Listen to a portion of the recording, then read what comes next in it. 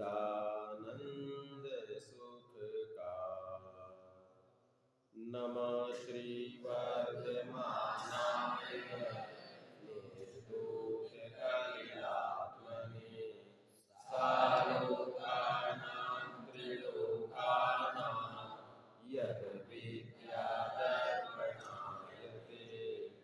तज्जयति परं ज्योति समं समस्तैरनन्तपर्याय दर्पणतलैव सकला प्रतिफलति पदार्थमालिका यत्र। चरणानुयोग के प्रकरण में यह विशेष बात है कि चरणानुयोग अकेला अगर करते हैं तो मंद कषाय में जीवन तो रह जाएगा। मंद कषाय और तीव्र कषाय समझते हो? शुभ भाव को बोलते हैं मंद कषाय और अशुभ भाव को बोलते हैं तीव्र कषाय, और निष्कषाय भाव को बोलते हैं शुद्ध भाव। उसको कषाय भाव है नहीं, निष्कषाय होगी ना। तो हम तुम सब जो पंच परमेष्ठी की पूजा करते हैं, वंदना करते हैं, इस सब को कहा जाता है शुभ भाव या मंद कषाय। कषाय तो निकली नहीं है पूर्ण रूप से, तो इसलिए चरणानुयोग का पालन मंद कषाय वाला व्यक्ति कर सकता है, क्योंकि चरणानुयोग में छठ आवश्यक में देव पूजा, गुरुपास्ति, स्वाध्याय, संयम, तपदान है। फिर खान पान की चीजें छोड़ना, ये भी मंद कषाय का काम है। आपको मध्यमास, मधु और 5 औदुंबर फल छोड़ना है, ये भी मंद कषाय का ही काम है। अगर कोई तीव्र कषाय होगा, बोले मैं तो आलू बिना नहीं रह सकता साहब, मुझे तो आलू की ही चाट चाहिए, केले की चाट नहीं चलेगी, मुझे आलू के चिप्स चाहिए, केले के चिप्स नहीं चाहिए, तो उसकी तीव्र कषाय, तीव्र आसक्ति। कौन सी कषाय? लोभ कषाय। लोभ कषाय के कारण हम बाजारू भोजन करने के आदी होने लगते हैं। जब धीरे धीरे हमें समझ में आता है कि भाई ये सब तो अभक्ष्य है, हिंसक है, इसमें अनंत काय अर्थात अनंत जीव है और लोक निंद्य है, तो इसलिए फिर हम आलू को छोड़ बैठते हैं। और उसके बिना भी आनंद से कि मुझे यह अभक्ष्य छोड़ करके मैंने अच्छा काम किया है, इसका सुख होता है हमेशा। तो इसलिए ये जरूरी है कि सबसे पहले चरणानुयोग के पालन के लिए ज्ञान करना जरूरी है। आज आपके सामने जो श्लोक सामने आ गया, क्या नहीं आया? क्रिया और श्रावकाचार की आवश्यकता क्यों आ गया? चलो पढ़ते हैं। जो बिन ज्ञान क्रिया अवगाहे, जो बिन क्रिया मोक्ष पद चाहे, जो बिनु गोप्त कहे मैं सुखिया, सो अज्ञान मोहे मुखिया। क्या बता रहे हैं कि भाई कोई कहे कि भाई मुझे मोक्ष चाहिए, लेकिन मैं बिना क्रिया के मोक्ष पालूंगा, या एसी में बैठे बैठे लड्डू खाते खाते और मोक्ष मिल जाएगा? उसके लिए मुनि दीक्षा लेना सहज ही स्वरूप है। जो हमने मान्यता की है, अभी तक हम ये मान के चल रहे हैं कि शरीर सोही में, शरीर को अपना मान के हम सब कुछ शरीर के लिए कर रहे हैं। भक्ष्य खाने के पीछे लॉजिक है शरीर को चलाना है। एसी में रहने के लिए कि शरीर अच्छा शांत रहता है साहब, जितना हमें अनुकूल टेम्परेचर है उतना वो रहता है। वातानुकूल बोलते हैं ना एसी को, वातानुकूलित, वायु की अनुकूलता, जितना टेम्परेचर वाला वायु चाहिए उतना वातानुकूल। तो शरीर के सुख के पीछे हम पागल रहे हैं, और बचपन से हमें हमारे मम्मी पापा से लेकर सभी रिश्तेदार एक ही सिखाते, बेटा हेल्थी बन, अच्छे से खा, अच्छे से पी, अच्छे से पढ़ाई कर, खूब पैसे आएंगे, शादी ब्याह हो जाएगा और तू सुखी बन जाएगा। यही सिखाते हैं ना सब लोग। इसके अलावा कोई सिखाता है? साहब मेरा बेटा तो विदेश में जा करके डेली, यहाँ पर तो तनख्वाह मिलती है भारत में 3 लाख 4 लाख रुपए महीने की, और वहां पर हमारा एक मित्र गया, डचेस बैंक है ना, डच बैंक, उसको 60 लाख रुपए महीने की तनख्वाह मिलती है।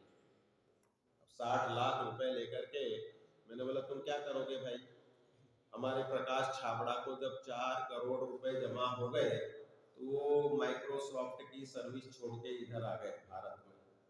प्रकाश छाबड़ा का नाम सुना है किसी ने? नहीं सुना? अभी सुनना। इंदौर में है, हमारे साथ ही पढ़ते थे। वह देवलाली के शिविर में जब भोजनालय की लाइन में लगते थे तो हम दोनों लाइन में लगते थे साथ में। वो उज्जैन के थे उस समय, उज्जैन में इंजीनियरिंग की उन्होंने। इंजीनियरिंग करने के बाद में उनको माइक्रोसॉफ्ट में जो भी एमबीए वगैरह किया होगा और यूएसए में माइक्रोसॉफ्ट में जॉब की।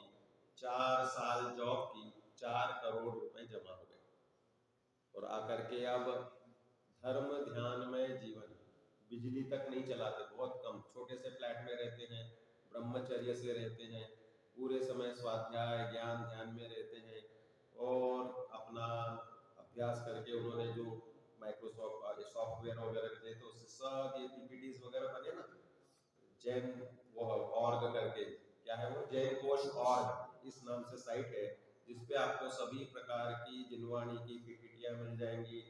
करणान योग के बहुत सारे लेक्चर्स, उनके भाई भी, छोटे भाई विकास छाबड़ा, वो भी उन्हीं के पगडंडी पर आगे बढ़े। दोनों भाई खूब तत्व की प्रभावना करते हैं, इंदौर में खुद के बेस पे शिविर भी लगाते हैं। तो हमारा डचेस बैंक वाले मित्र को मैंने बोला, भाई तुम्हारा खर्चा कितना है? प्रकाश छाबड़ा जी से पूछा तो वो बोले कि भाई ना मैं बिजली जलाता हूँ, क्योंकि बिजली में हाइड्रो पावर से बनती है तो हिंसा होती है, तो मुझे हाइड्रो पावर के जीवों के प्रति दया है। क्योंकि वही इंदौर के पास में है सिद्धवरकूट, सिद्धवरकूट के इसमें ही मंदिर के बाहर जेपी हाइड्रो का प्लांट है, उसको जरूर देखना। तो उसमें बिजली कैसे बनती है, तो बहुत बड़े प्रवाह को पानी के रोक करके और टरबाइंस पे गोल गोल ऐसे टरबाइंस घूमते रहते हैं, उस पे गिराते हैं तो उसमें जो छोटी छोटी मछलियां होगी, कोई भी जीव का, पंचेंद्रीय जीव तक मर जाते हैं और उससे जल ऊर्जा, जल से इलेक्ट्रिसिटी प्रोडक्शन करने की कला, हाइड्रो पावर।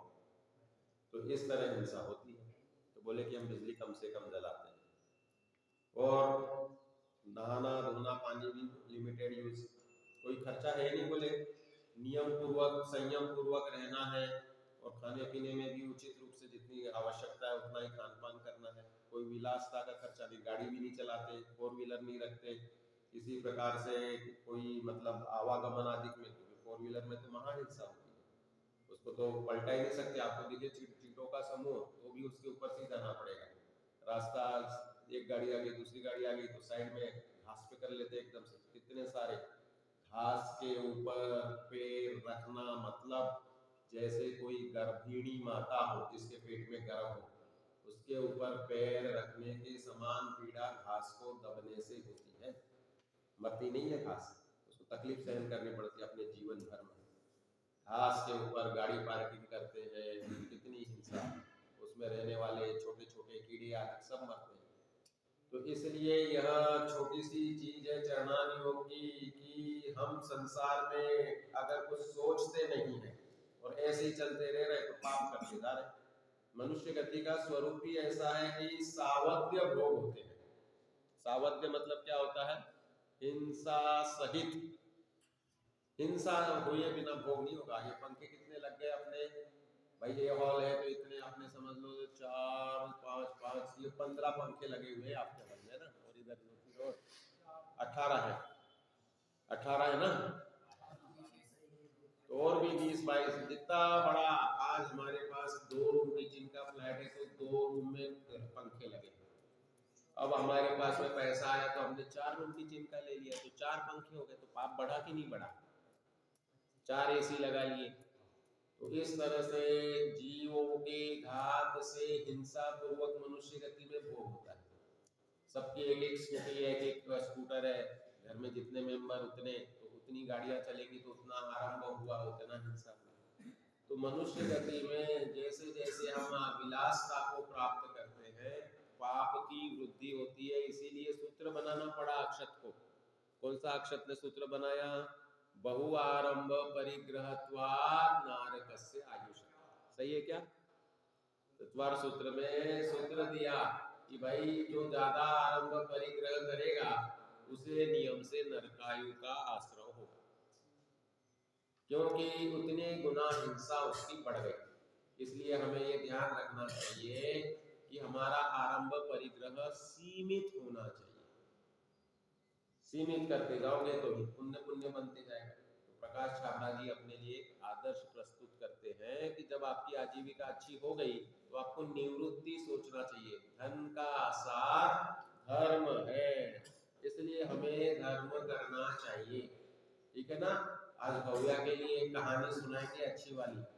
सुना भव्या, तुम्हारे लिए बहुत अच्छी कहानी सुनाएंगे। उससे हमें चरणानी योग की आवश्यकता का, ये जो सूत्र आगे लिखा है ना श्लोक हिंदी में, उसका छंद का आपको अर्थ भाषित होगा। हाँ, तो देखो अपने जो प्रकरण चल रहे हैं इसमें क्रिया बिना सब कार्य जो है, जो बिन ज्ञान क्रिया होगा है। क्या है शुरुआत श्लोक की? हाँ, बिना ज्ञान के तो कोई कार्य होना नहीं, इसलिए ज्ञान पहले करना चाहिए। क्रिया हमने वैसे क्यों की?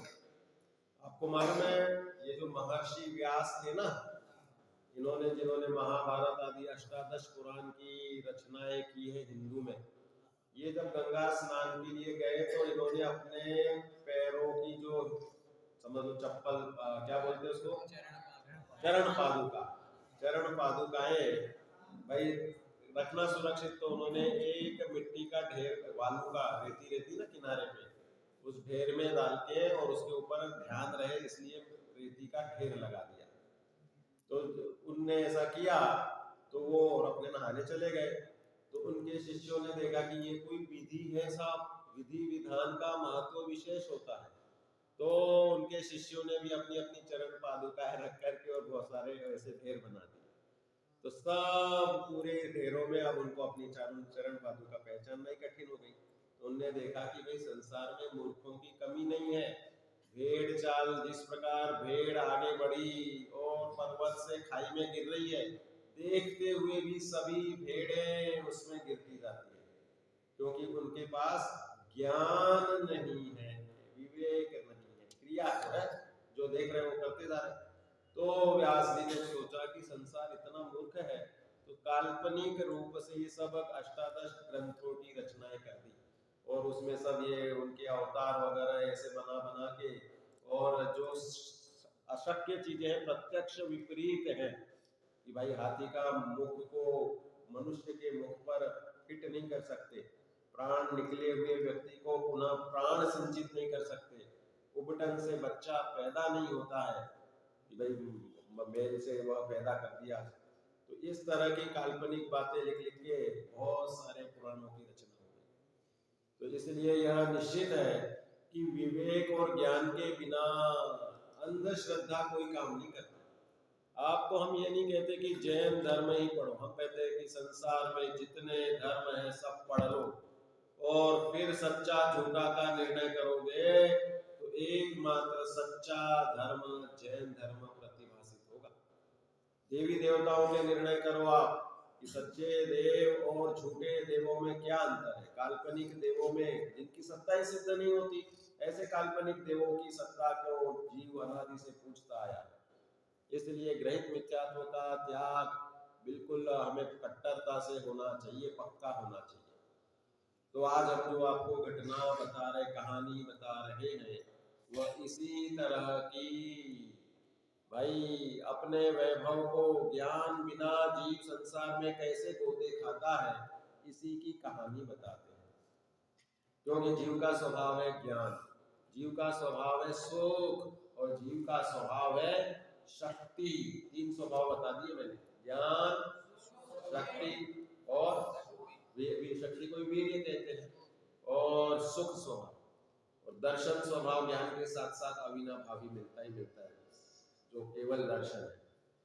तो यह स्वभाव को भूले बिगर संसार में अपनी अवस्था कैसी कैसी होती है और किस तरह जीव बिना ज्ञान के अपना समय बिताते जाता है, उसके लिए ये कहानी भी आपको बहुत अच्छी, रोचक और अच्छी भेद विज्ञान करने के लिए सहायक होगी। तो कहानी यहाँ से शुरू होती है। सदाचार और नैतिकता ये कहानी का मूल अंश होता है। ये हमारे जितने भी कहानी के पात्र रहते हैं, सत्य घटनाओं के पात्र हैं, उसके हिसाब से सदाचार से जीवन जीने वाले लोग होते हैं। क्या होता है कि भाई एक बालक था और वह बहुत ही गरीब था। गरीब था लेकिन धर्म की रुचि थी। धर्म की रुचि होने से, ईमानदारी से जो पूर्व कर्म के अनुसार आजीविका बनी वैसा अपना काम करता, न्याय नीति से रहता, संयम से रहता, पाठशाला जाना, धर्म ध्यान करना उसका कार्य था। ठीक है, ऐसा ईमानदार बच्चा था। लेकिन उसने पूर्व जन्म में कोई दान नहीं दिया था। दान नहीं देने के कारण उसे दरिद्रता बहुत ज्यादा थी। हुआ ऐसा कि उसका जन्म होने के बाद ही, पहले तो वो गर्भ में आया तो उसके पिता मर गए। उसके पिता मरने के बाद में माँ ने उसे थोड़ा सा संस्कार दिया, धर्म ध्यान की अच्छी रुचि करा दी, और फिर भी पूर्व पापवशात माता भी मर गई और किसी रिश्तेदार ने उसे शरण नहीं दी। क्या नाम था उस बालक का? गौतम। गौतम ये पूर्व भाव बता रहे हैं, किसका? सच्ची घटना है ये। नेमिनाथ भगवान की दादा अंधक वृष्टि, और दूसरा नाम अंधक वृष्णि, उनके पूर्व भाव की कहानी है। वह नेमिनाथ भगवान के समो शरण में जाकर पूछते हैं कि मेरे ये इतने 11 पुत्र हैं, जिसमें समुद्र विजय भी पुत्र है, और समुद्र विजय के ही पुत्र आप नेमिनाथ भगवान हो, और आपने केवल ज्ञान प्राप्त कर लिया है, और यह 100 इंद्रों की सभा में, मनुष्यों की सभा में बैठकर मैं आज आपसे प्रश्न पूछ रहा हूँ कि ये हमारे पुत्रों के पूर्व भाव बताओ। 10 पुत्र और 2 कुंती माद्री पुत्रियां उनके, और फिर बाद में बोले कि मेरा खुद का भाव बताओ। तो उनका भाव बता रहे कि देखो, तुम पूर्व भाव में बहुत ही दरिद्री पैदा हुए थे। बोले क्या कारण था साहब? तो बोले कि उसके भी पूर्व भाव में तुम निर्माल्य भक्षण कर लेते थे। निर्माल्य भक्षण क्या होता है? मंदिर या देव शास्त्र गुरु के निमित्त से रही हुई राशि को स्वयं के भोग में प्रवृत्त कर लेना।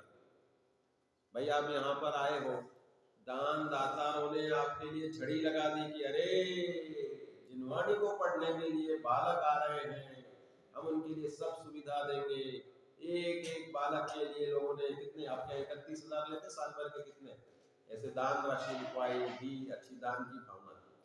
अब हम उस भावना का दुरुपयोग करें, पढ़ाई तो करें नहीं, और प्रमाद में, छल कपट में, आपस में ईर्ष्या राग द्वेष में, और जिनवाणी के श्लोक को कंठहार नहीं बनाए, और जिनवाणी का चिंतन नहीं करें, जिन धर्म की प्रभावना में अपना प्रवर्तन नहीं करें, तो कह रहे कि भाई आपने उस दान को यथोचित रूप से नहीं निभाया। प्रयत्न पूरा होना चाहिए, होनहार के अनुसार कार्य होंगे, भाव अच्छे रखने चाहिए, कार्य तो होनहार के अनुसार होगा। तो गौतम के जीव ने पूर्व भाव में मंदिर के प्रॉपर्टी का या मंदिर के देव द्रव्य का, निर्माल्य का स्वयं के भोग में प्रयोग कर लिया था।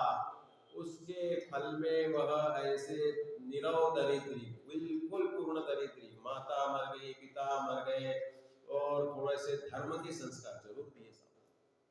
माता ने धर्म का सिखा। सबसे पहला गुरु कौन संसार में? माता, क्योंकि माता से ही संपूर्ण जीव का और बालक का पालन पोषण होना है।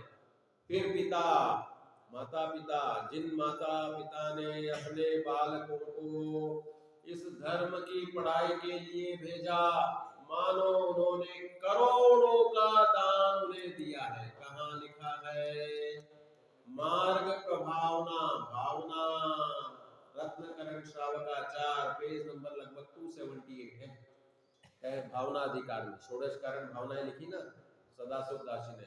षष्टम भावना अधिकार में एक भी श्लोक नहीं है समंत भद्र स्वामी का, और लगभग 100 से ऊपर पेज में उन्होंने खुद का आगम सम्मत चिंतन प्रस्तुत किया, जिसमें षोडश कारण भावना लिख दी, 10 लक्षण की भावनाएं लिख दी।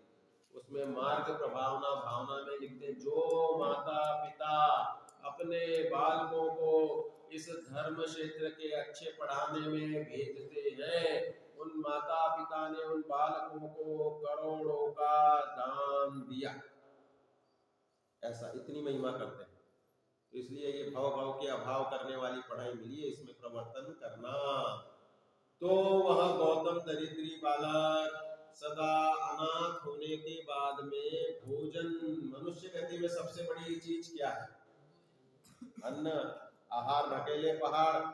अगर आहार नहीं मिले तो जीव की ये पूरी गाड़ी जो है, मशीन शिथिल होने लगती है, पुर्जे खराब होने लगते हैं, ढीला ढीला होकर के, और बैठना मुश्किल, खड़े होना मुश्किल, और फिर दो चार अन्न नहीं मिले तो कितने दिन चल सकता है? चलने वाले तो रिकॉर्ड बहुत सारे हैं, लेकिन सामान्य रूप में 1 माह 30 दिन में। हवा नहीं मिले तो कितने देर में जाएगा आदमी? कह रहे ऑक्सीजन नहीं मिले तो 3 मिनट। अगर आप प्राणायाम का अभ्यास करोगे तो 15-15 मिनट तक लोग बिना ऑक्सीजन के श्वास रोक के लेते हैं। ये मिलिट्री वगैरह में जाते हैं ना, पानी के नीचे ये गोताखोर वगैरह, ये प्रैक्टिस कर करके 10-10, 15-15 मिनट तक श्वास रोक लेते हैं। तो ये सब कला होती है अभ्यास करने से। तो इस तरह से ये मनुष्य गति की उपाधि में बेचारा पीड़ित हो रहा था। धीरे धीरे इतना पाप का उदय आया था सामने कि पड़ोसियों से भोजन मांगने लगे। देही देही देही 3 शब्द बोलता था, दे दो दे दो दे दो, और बस ये मांगते मांगते जीवन चल रहा था। लेकिन अंदर में कहीं ना कहीं धर्म भावना छुपी थी। माता ने जो धर्म के संस्कार दिए वो भी थे, और पूर्व भाव में भी जीव करता रहता है ना धर्म ध्यान। जैसे अपन अभी धर्म ध्यान कर रहे हैं, अब इसके बाद में सबकी सर्विस लग जाएगी, और दाल रोटी और इसमें नॉन तेल लकड़ी के चक्कर में लग जाएगा, तो बहुत सारे लोग अपना धर्म ध्यान छोड़ देते हैं। हमारे ऐसे ऐसे विद्यार्थी मित्र हैं टोडरमल स्मारक के, जिन्होंने 31 ग्रंथ कंठपाठ करके अन्ना जी से सबसे टॉप मोस्ट राशि का पुरस्कार प्राप्त किया था। अब उससे पूछो कि भाई तुम्हें कितने ग्रंथ याद रहे, तुम कितने घंटे स्वाध्याय करते हो, तुम कितना श्रावकाचार पढ़ते हो? कि सब भूल गए। नॉन तेल लकड़ी में, ख्याति लाभ पूजा में, शरीर को संभाल में और आजीविका में भूल जाते। ऐसा है। तो इसलिए हमारा कर्तव्य ये है कि यहाँ 5 साल में बढ़ रहे हो आप पूंजी, और इस पूंजी को अनंत, एक समय की कमाई तू अनंत काल खाएगो। इसलिए इस एक समय की, इस विज्ञान की कमाई एक समय का अंतर मुहूर्त का स्वरूप का संवेदन, एक समय तो होता ही नहीं, नियम से अंतर मुहूर्त ही होता है, वह गारंटी हो गई कि अब इसका मोक्ष सुनिश्चित हो गया। अक्षय अनंत काल वही है, अनंत काल यथा तथा शिव परिणति, इसकी गारंटी हो गई एक समय की अनुभूति से। तो अब यहाँ पर वो गौतम ऐसे घूम रहा था, लेकिन सबके पूर्व कर्म के उदय के अनुसार संयोग मिलते हैं। इस 3 लोक 3 काल में कोई प्रशस्त संयोग है तो एकमात्र देव शास्त्र गुरु का संयोग है। इनका ही संयोग है ना। साक्षात समो शरण जिन्हें मिल जाए, वे तो साक्षात देवादि देव चरणम परिचरणे सर्व दुख निहरणम काम दुहि काम दाहिनी परिचुनिया दादृतो नित्यम। वे तो साक्षात उनके परिचरण करके कल्याण करते ही करते हैं। अब इनके भाग्य से, गौतम के भाग्य से, वहीं से एक मुनिराज का ही खड़ा था और देख रहा था कि भाई क्या हो रहा है, किस तरह हो रहा है। तो एक मुनिराज का वहीं से गमन हुआ। तो इसने सोचा कि भाई मैंने तो अभी तक शास्त्र में ही पढ़ा था, लेकिन आज तो ये साक्षात नग्न दिगंबर मुनिराज, वीतरागता के पिंड, चेहरे पे जिनकी महान शांति झलक रही है। मुनिराज का स्वरूप कैसा वर्णन करोगे? 10 लाइनें लिख के लाना, कल हम शाश्वत धाम में होमवर्क देते रहते हैं लोगों को। तो 8वीं वाली छोटी छोटी बालिका है, उनको बोला जैन धर्म क्या है, 10 लाइन लिख के लाना। सब इंग्लिश मीडियम की, तो सबको लिखा what is Jainism, right in English. लिख सकती है भव्या जैन धर्म क्या है? तो ऐसे ही 10 लाइनें लिखने के लिए प्रेरणा देती। सोचो, सोचने से हमारी कला विकसित होती है चिंतन की। तो मुनिराज का स्वरूप जो उस बालक ने समझा था, गौतम नाम के बालक ने, वह उनके पीछे पीछे चला गया। श्रावक जा रहे थे, वो जा रहे थे, मुनिराज ऐसे हाथ से जा रहे थे, ऐसा हाथ करके जाते तो कहाँ जाते हैं वो? आहार चर्या के लिए। वृत्ति परिसंख्यान जो है ना, आखिरी प्रतिज्ञा होती है कि जैसी उन्हें विधि मिलेगी, अगर उनकी जो उन्होंने मन में संकल्प लिया है वैसी विधि मिली तो आहार होगा, नहीं होगा तो वो तो अपने आनंद रस में चैतन्य आहार करेंगे, तृप्त रहेंगे, संतुष्ट रहेंगे। तो मुनिराज के पीछे पीछे गौतम चला। सोचो, अंदर में सोचता रह रहा था कि देखो ये शांत राग रुचि भी परमाणु विश्वम निर्मापितस्त्र भुवनैर्यथाभूत तावन्त एव खलु ते प्रणवा पृथिव्यां यत्ते समानं परम नैरूपमस्ति। मुनिराज के शांत रूप के समान इस तीन लोक में कोई रूप नहीं। तो तीर्थंकर मुनिराज हो तो और भी समझ लो कि उतने ही परमाणु 24 तीर्थंकर योगी परमाणु होते हैं कि जो शांत अवस्था रूप को प्राप्त कर सके। पूरे भरत क्षेत्र में जो 24 में एक कोड़ा कोड़ी सागर में 24 तीर्थंकर के परमाणु उतने ही रहते हैं। बाकी मुनिराजों की भी शांत मुद्रा होती है। आप तो भजन गाते ही होंगे ना, जंगल में मुनिराज मंगल स्वरूप निज ध्यावे, वह समीप संत चरणों में पशु भी पैर बुलावे। बोलो सब, पशु भी पैर बुला देते हैं। अहो सिंगनी गोवत्सो स्तनपान कराती, ओ निशंक गोसिया सुतों पर अपनी प्रीति लुटाती। अहि न्योला और मयूर सबही मिल तहाँ आनंद मनावे, बैठ समीप संत चरणों में हंसी रहती। अहि मयूर और न्योला। अहि मतलब सर्प, मयूर मतलब मोर और न्योला मतलब मुंगूस। इंग्लिश में मुंगूस बोलते हैं ना। तो वहाँ सांप और मोर में वैर चलता है। सांप जब चंदन के वृक्षों पे लिपटे रहते हैं, विषधर लिपटे रहे, विषधर तथापि चंदन सदा निर्विष रहे। अपने स्वभाव को चंदन नहीं छोड़ता और सांप अपना स्वभाव नहीं छोड़ता। सांप का स्वभाव है जहरीला और चंदन का स्वभाव है सुगंध देना। तो सुगंधित चंदन सांप के लिपटे रहने से जहरीला नहीं हो जाता। अरे चंदन का स्वभाव देखो कि जिस कुल्हाड़ी से उसके ऊपर उसका प्राणांत किया गया, भाई चंदन के ऊपर कोई कुल्हाड़ी चलाए तो चंदन का पेड़ कट गया तो भी उस कुल्हाड़ी को सुगंध से भर देती है। इतनी सहज स्वाभाविकता, सरलता उन तत्वों में, उद्गलों में पाई जाती है। उद्गल द्रव्य प्रामाणिक द्रव्य है ना। कोई गाड़ी चलाए खूनी मर्डर करने वाला तो भी गाड़ी चलेगी, और कोई दया दान करने वाला गाड़ी चलाए तो गाड़ी चलेगी। उद्गल द्रव्य तो अपनी सत्ता का उल्लंघन नहीं करता। ये जीव तुम क्यों ज्ञान दर्शन सुख सत्ता का उल्लंघन करके पर में रागद्वेष करते हो? तुम्हारा स्वभाव जैसा है वैसे रहो, ये उपदेश दे रहे हैं। तो क्या हुआ, मुनिराज की शांत मुद्रा देखकर गौतम बालक चिंतन कर रहा है और करते करते मुनिराज के पीछे पीछे उसी श्रावक के घर में चले गए। मुनिराज का आहार हुआ। मुनिराज के आहार दान को देख करके, उनकी शांत मुद्रा, तप बढ़ावन लेने वाले आहार को देख के सभी गदगद हो गए, अनुमोदक हो गए। अनुमोदना क्रिया तो एक और पुण्य पाप बांधने वाले हजारों होते हैं। भाई आपने वो आदिनाथ भगवान के पूर्व भाव वाला मालूम सुना होगा ना, सिंह, नेवला, शूकर और बंदर।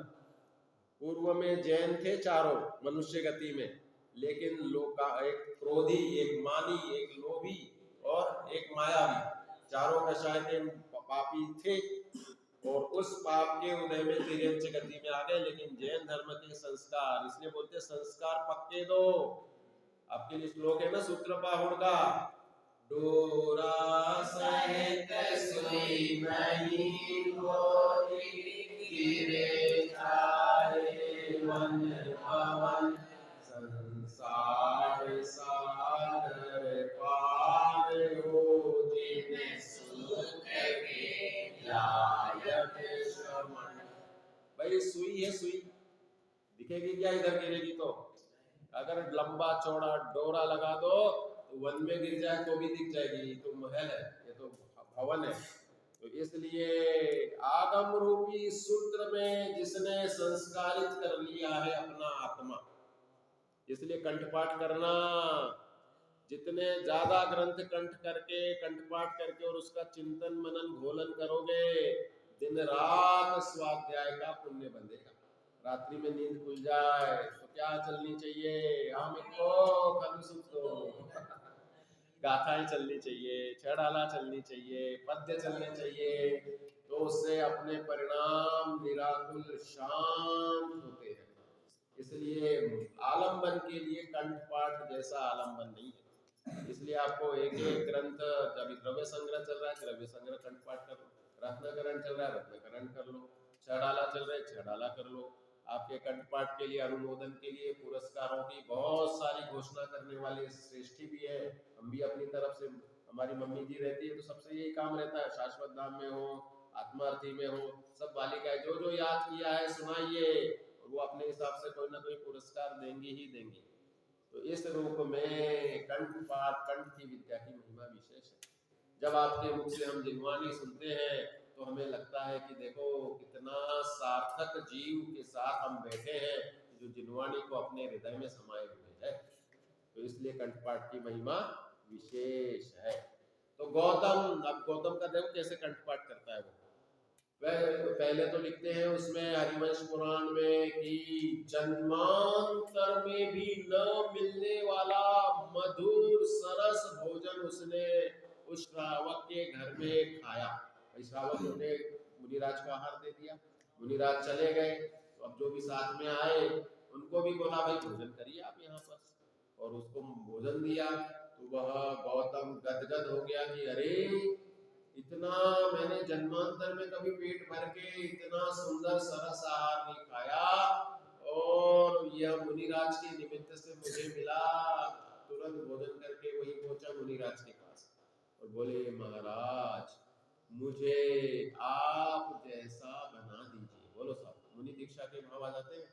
मुनिराज की शांत मुद्रा देखकर एक लाइन उपदेश नहीं सुना, लेकिन संस्कार पूर्वक ही थे, धर्म की रुचि थी। भले उसने निर्माल्य का भक्षण करके महापाप किया था, तो उसके फल में दरिद्री हुआ, नरक से निकला हुआ था वो बालक। उसके तो वो भी वर्णन किए कि इस तरह से उसका भयानक रूप हो गया था भूख के मारे कि हाथ पैर तो लकड़ी जैसे और पेट फूला हुआ, शंभू ढेरिया निहात पाए काढ़िया, मराठी कहावत है कि भाई शंभू जैसा पेट तो फूल गया गणपति जैसा, और हाथ पैर लकड़ी जैसे हो गए, इतने पतले पतले। तो इस तरह से वो मानो सातवें नरक का नारकी कैसा होता है, इस तरह बताने के लिए मानो उसका जन्म हुआ था। इतना काला काला, पेट फूला, आंखें अंदर धसी और हाथ पे लकड़ी जैसे, ऐसा बहुत ही भयानक दिखता था। बोलो साहब, ऐसे भयानक बालक को देख करके लोग उसे पत्थर मारने दौड़ते थे, भगाते थे कॉलोनी में देख करके। इतना वर्णन भी किया है कवियों ने। लेकिन होनहार जब अच्छी होती है, पूर्व के संस्कार थे, रुचि थी, तो देखो मुनि का संगम हुआ। मुनिराज अवधि ज्ञानी, अवधि ज्ञानी मुनिराज ने नेत्रों से देखा श्रुत ज्ञान से। श्रुत ज्ञान से ही पहले प्रवृत्ति किसकी हुई? इंद्रिय की। नेत्र से प्रवृत्ति हुई मति ज्ञान। जो इंद्रिय और मन से जानता है उसे कहते हैं मति ज्ञान। और मति ज्ञान के द्वारा जाने हुए विषय के संबंध में विशेष जानना श्रुत ज्ञान। और अवधि ज्ञान को तो आत्मा से जाना जाता है। नाभि से ऊपर मंगल चिन्हों के द्वारा आत्म प्रदेश, उसे अवधि ज्ञान लगाया जाता है। मुनिराज ने मति ज्ञान लगाया, श्रुत ज्ञान फिर सहज भी कर पाया। तो देखा अरे नेमिनाथ भगवान के शासन काल में यह जीव मुक्त होने वाला है, और आज से तीसरा भाव या चौथा भाव जो भी भाव होगा, बोले इतने शीघ्रगामी मोक्ष होने का इसका काल आया हुआ है, और यह मेरे पास दीक्षा के लिए याचना कर रहा है। लेकिन बोले दीक्षा ऐसे नहीं दी जाती।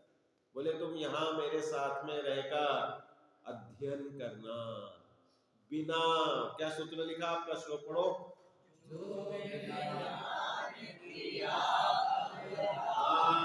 बिना ज्ञान के क्रिया अवगाहोगे तो वह यथार्थता को प्राप्त नहीं होगी। मुनि दीक्षा सबसे 3 लोक में, 3 काल में भगवान पद में सुशोभित है। पंच परमेष्टि पद, परमेष्टि मतलब हमारे भगवान है। मुनि दीक्षा लेना मतलब भगवान बनना। बोले भगवान बन रहे हो तो पहले अपने भगवत स्वभाव का वेदन होना जरूरी है। तो बोले कि तुम पढ़ो रहो। तो उसने अभ्यास वगैरह किया, कालांतर में मुनि दीक्षा ली। मुनि दीक्षा लेने के बाद में ऐसे शुभोपयोग और शुद्धोपयोग की गहराई हुई कि वे 1 वर्ष के अंदर 7 रिद्धि के धारक हो गए।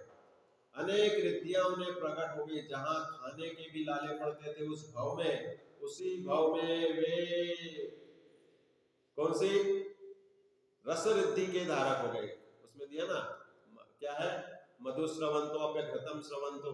स्टार्टिंग क्या है, क्षीरम श्रवंतो अत्र घृतम श्रवंतो मधु श्रवंतो अप्य, अक्षिण्ण महानस, अक्षिण्ण संवास महानशाश्च स्वस्ति क्रियासु क्षीरम श्रवंतो घृतम श्रवंतो मधु श्रवंतो अप्यमृतम, अमृत श्रवण।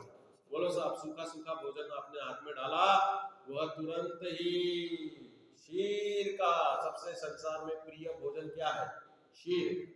आयुर्वेद कहता है मधुरो रस आजन्म सात्म्यात्, कह रहे कि जब बचपन से इसने माँ का दूध पिया वो मीठा होता है, इसलिए वह क्षीर इसको सबसे प्रिय होता है। क्षीरम श्रवंतो अत्र घृतम, घी। भाई चारवाक तक इतना मोहित हो गया घी के ऊपर कि क्या लिख दिया उसने, यावत जीवे शतम जीवे ऋणम कृत्वा घृतम पीबे। अरे घी के लिए तो दीवाने हो गए चारवाक जैसे, जो आत्मा की सत्ता नहीं मानते, कर्जा लेकर घी लेने पीने के लिए बोल रहे, कह रहे कि अरे देखो घृतम श्रवंतो, मुनिराज की उस रिद्धि के कारण सूखा भोजन भी घृत में, सरस घृत में, अटपहरा घी बिना हिंसा का इस तरह से बन जाए तो वह उनके पुण्य से हो जाता है। क्षीरम श्रवंतो अत्र घृतम श्रवंतो मधु, अरे शहद की 1 बूंद में 7 गांव जलाने जितना पाप है। लेकिन जो पुण्यवान होते हैं उनका मधु श्रवंतो ऐसा बिना जीव का, बिना कोई पक्षी मतलब मधुमक्खियों का, जीव रहित निर्दोष शहद समान, समान समझ लो उधर, वह तृप्तिकारक भोजन बन जाएगा। और मधु श्रवंतो के बाद में अमृत श्रवंतो, मधु श्रवंतो अपनी अमृतम श्रवंत है ना। अमृत क्या होता है, अमृत कोई लिक्विड होता है, देवता अमृत पीते हैं कि अमृत झरता है कंठ से, और मानसिक आहार है देवताओं का, सप्त धातु रहित शरीर है। अमृत की कल्पना हमारी कल्पना ही रह गई है, क्योंकि अमृत के बारे में हम एक भी लाइन नहीं जानते। वो कहते मानसिक आहार है, कंठ से झरता है, हम झरता है शब्द से ये समझ रहे कि कोई लिक्विड झरता होगा, लेकिन 7 धातु रहित वैक्रियक शरीर है। रस रक्त मांस में अस्थि मज्जा शुक्राणि सप्त धातुआ, तो इसलिए उनको कोई पानी पीना या रस पीना या लिक्विड पीने का कोई काम नहीं है। वो तो एक अलौकिक वस्तु है जो हम जान ही नहीं सकते। जब देवता बनोगे तब मालूम पड़ेगा क्या है मानसिक आहार, ठीक है। तो इस तरह से अमृत समान मतलब अच्छा, पौष्टिक, बहुत सुंदर। देवताओं को भी जिसका रस होता है वो देवता यहाँ आपके बादाम के हलवे को नहीं देखेंगे।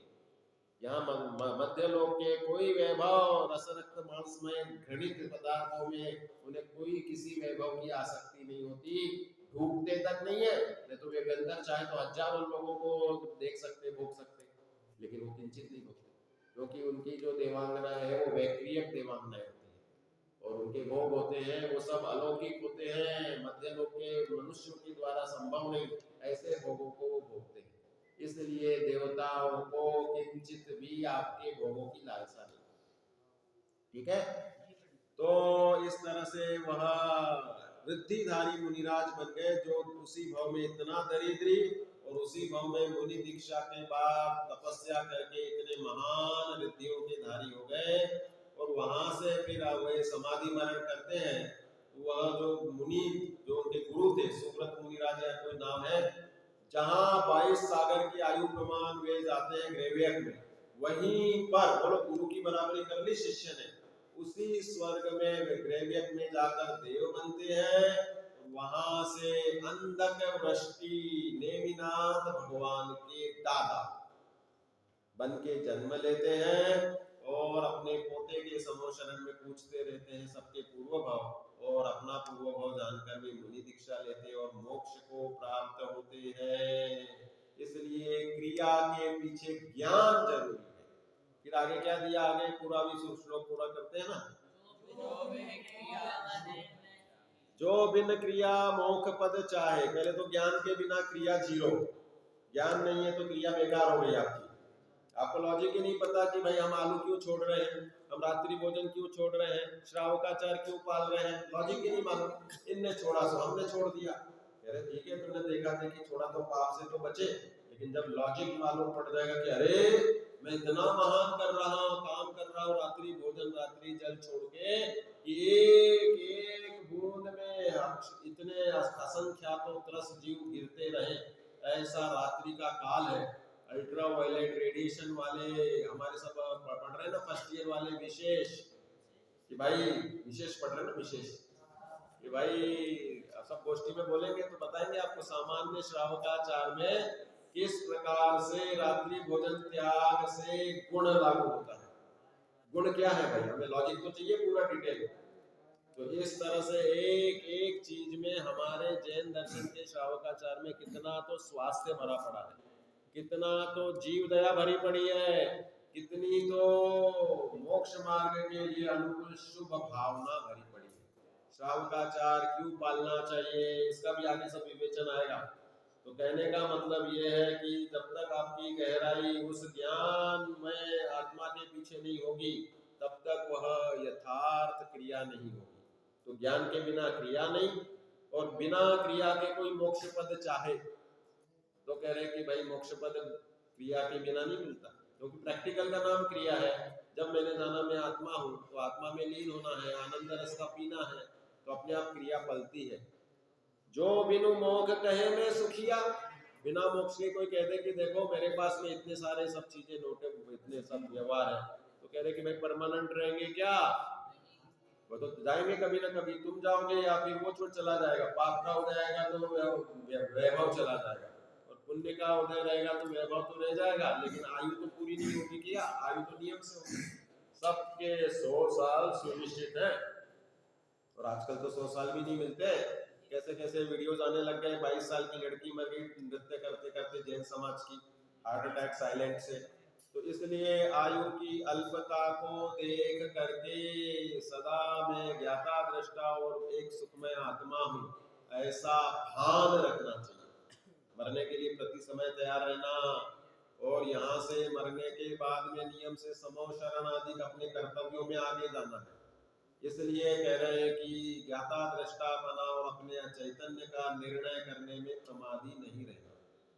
तो जो बिनु मोख कहे मैं सुखिया, सो अजान मूढ़न में मुखिया। अजान शब्द भी आता है, अज्ञान शब्द भी आता है, कि अजान है वो अज्ञानी है। मूर्खों में मुख्य कौन है, कि जो कह रहे हैं कि मैं संसार में सुखी हूँ, मुझे तो संसार में अच्छा लग रहा है, ये मेरे सब इतने सारे मित्र हैं, इतना सारा घर है, इतना सारा वैभव है। तो कह रहे कि सब ये मूर्खता पूर्ण बातें हैं।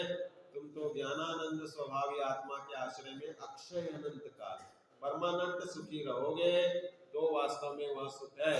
तो इस तरह से ये आपको गौतम की कहानी सुनाई, नेमिनाथ भगवान के दादा। लिखिए, कहानी लिख लेना, जब भी कोई व्याख्यान होता है अच्छे अच्छे पॉइंट्स लिखो, बताओ क्या सीखे कहानी से, दिमाग दौड़ाओ, 3-4 सीखे निकालो फटाफट फटाफट। इस कहानी से हमें ये समझ में आया कि ये समझ में आया कि कुछ नहीं समझ में आया। बोलो अक्षर। ज्ञान के बिना क्रिया बेकार है। पहले तो ये इन्हें दे दिया, श्लोक से ही दे दिया। कहानी में कहां पे ज्ञान के बिना क्रिया बेकार हुई, बताओ। कहानी से बताओ, इस पॉइंट से हमें समझ में आया कि ज्ञान के बिना क्रिया बेकार है। जैसे हमारा निर्माल्य भक्षण करने वाला उनका पूर्व भाव कि ज्ञान नहीं था और बस क्रिया क्रिया गलत करते गए, गलत क्रिया हुई ना निर्माल्य भक्षण की। अगर उन्हें पता होगा कि मैं ये जो कर रहा हूँ इतना महापाप है, देव गुरु धर्म के निमित्त से निकाले हुए द्रव्य को खुद के भोग में लेना, निरपेक्ष बंधु धर्म सबका परम उपकारी, ये ज्ञान होता तो करते निर्माल्य भक्षण, नहीं करते। इसलिए कोई भी क्रिया ज्ञान पूर्वक होनी चाहिए। ठीक है, बैठो। हाँ जी बोलो, पीछे बोलो। ठीक है, निर्माल्य भक्षण कभी नहीं करना चाहिए, क्योंकि अन्य क्षेत्रे कृतं पापम धर्म क्षेत्रे कृतं पापम। धर्म क्षेत्र कौन से होते हैं? समय शिखर गिरनार चंपापुर आदि तो है ही सिद्ध क्षेत्र, और जन्म कल्याणक क्षेत्र अतिशय क्षेत्र, जन्म आदि पंच कल्याणक क्षेत्र अतिशय क्षेत्र। और ये ज्ञान तीर्थ ज्ञानोदय धर्म क्षेत्र है या कर्म क्षेत्र है? ये भी धर्म क्षेत्र है, जहाँ निरंतर जिनवाणी गूंज रही है, धवल मंगल गान रवान कुले जिन ग्रहे, और जिन ग्रह भी अपना धर्म क्षेत्र है। मंदिर धर्म क्षेत्र, शास्त्र सभा वाला धर्म क्षेत्र। बोलो। हाँ, सभी संस्कार छोड़कर धर्म संस्कार देना चाहिए। ठीक है, भव्या क्या सीखी कहानी से? कुछ कहानी से सीखी कि नहीं सीखी? नहीं सीखी? सोचो कि भाई, हाँ बोलो भाई, तुम बोलो। अमन हमें चंदन के समान बनना चाहिए। कोई कितना भी व्यवहार करे, हमें उसके साथ अचल भक्ति भांति व्यवहार। ठीक है, कहानी में जो सीख देने में हमने उदाहरण दिए, उस उदाहरण को इनने प्रस्तुत किया कि उससे हमें चंदन के समान अपने सच्चे गुणों का कभी त्याग नहीं करना चाहिए। तुम्हारा तो हो गया ना अक्षर? हाँ पीछे। हाँ, कार्य तो होना अनुसार होता है, हम तो ज्ञाता दृष्टा ही हैं। देखो गौतम बालक को उसी भव में भावलिंगी संत बन के विद्या प्रकट होनी थी। ठीक है, हाँ बोलो। सदा सज्जनों की साधु जनों की संगति करनी चाहिए, क्योंकि उनकी संगति से हमें वेद विज्ञान की प्राप्ति होकर कल्याण होता है। ठीक है, बोलो। नए नए लोगों को मौका पहले, अक्षर तो लास्ट में। क्या